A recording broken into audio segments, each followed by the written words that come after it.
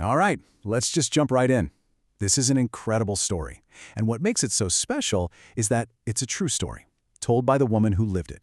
We're going to follow her journey, all the way from a tiny village in 19th century Germany, across a pretty terrifying ocean, right into the heart of the American frontier. This is the life of Katharina Henry. And this is how it all starts. See, Katharina wrote her life story down way back in 1918. She was 80 years old, and she was doing it for her grandkids. So just for a little while, let's pretend we're her grandchildren, okay? We're sitting down to listen to this unbelievable story of hardship, but also just incredible resilience. So her story kicks off in what she actually calls the old world. Picture it. She's just a girl in this little German town, Landstyle. It's a time and a place that, is almost impossible for us to really wrap our heads around today. So Katharina was born way back in 1837 in Landstuhl, Germany. And her life, well, it really boiled down to two things: faith and work. She says her entire day was basically run by the ringing of church bells, and from the minute she was old enough to hold a needle or carry a water bucket, she was working. It was a tough life for sure. A very small life, not a lot of options. And this is where things get really interesting, because she was facing this huge choice. Back in Germany, what was her future? As a daughter with not much of a dowry, it was pretty bleak. Any family land, that was going to her brothers. But then, there were these stories, whispers about America, this place of almost mythic opportunity. Her brother, Johann, he was totally hooked on these stories, and it wasn't long before Katharina was too. So think about that choice. A future you know is going to be hard, versus a future you know nothing about, but that could be amazing or deadly. So she does it. At just 18 years old, she makes the choice. She and her brother decide to leave it all behind. Everyone they love, everything they've ever known, all for a shot at this new world. And she does not sugarcoat what that journey was like. I mean, listen to this. She says, "I hope you never have to make such a journey." She talks about the smell of the ship, this mix of sickness and salt water and just fear. She even describes seeing people die on board, just wrapped in canvas and dropped into the sea. I mean, this was no pleasure cruise. This was a brutal, weeks-long fight for survival. And you gotta realize, the journey wasn't just crossing the ocean. It was so much more. First, they had to travel overland just to get to the port city. Then came that awful, weeks-long crossing. And when they finally landed, they're in this hot, strange city, New Orleans, where they don't know anyone or anything.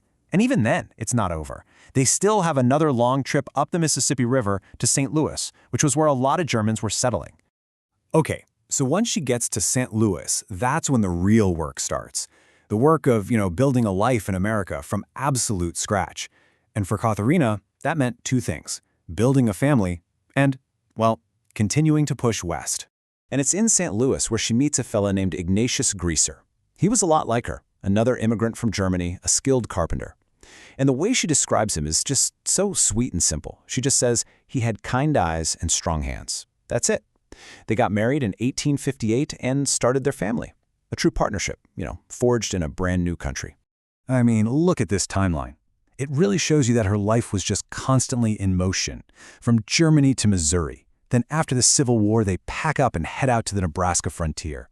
And then finally, one last big move to the Idaho territory. Just constantly pushing west, always chasing that dream of land and a stable life. And all along this journey, their family just keeps growing. They have 7 children, every single one of them born right here in America.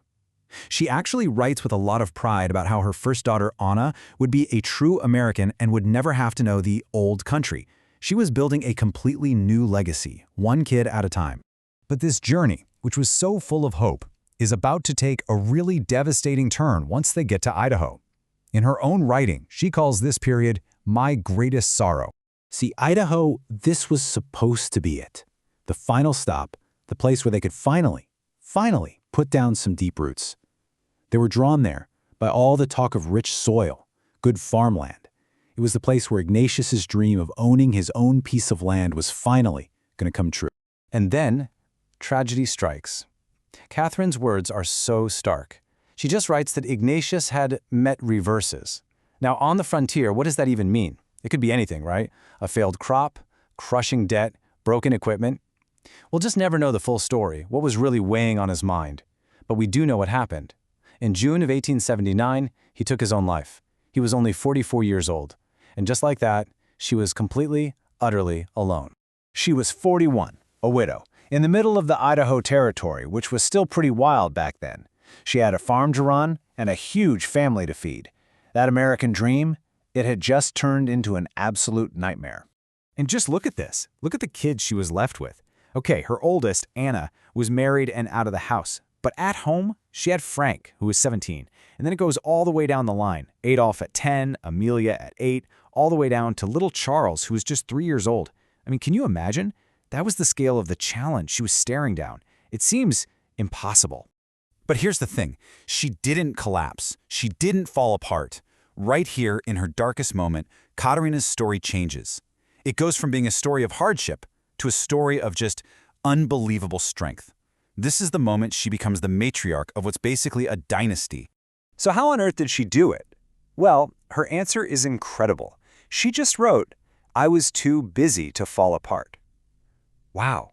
She just kept the farm running. With her son Frank's help, she kept the family together. She did remarry later on and even moved away for a while. But her heart, her life, it was always centered around her kids back in Idaho.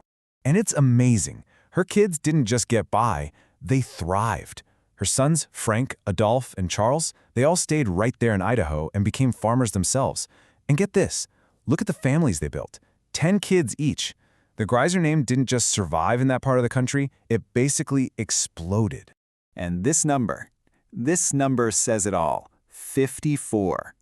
Think about that. From the absolute brink of disaster, from being left a widow on the frontier, Katharina lived long enough to see 54 grandchildren. Her legacy wasn't just about survival. It was about abundance. And this quote, this is the final piece of advice she leaves for all of them. It's really the moral of her whole life story, isn't it? She survived that ocean crossing. She survived being a widow on the frontier. Why? Because she was strong, she was stubborn, and she just flat out refused to give up. And that's the one thing she wanted her family, and I think now us, to remember.